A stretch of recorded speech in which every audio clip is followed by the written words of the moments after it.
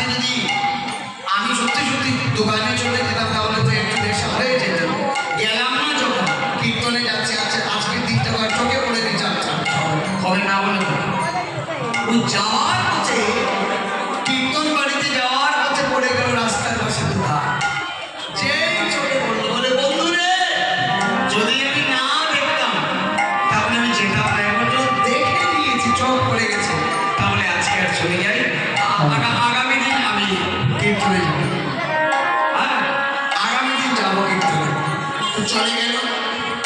এইদিকে হলো কি, যে বন্ধু কীর্তনে গেল সেই বন্ধু যখন গিয়ে কীর্তনে বসলো, কীর্তনে বসে কীর্তনিয়া যখন কীর্তন করছে তখন বলে মা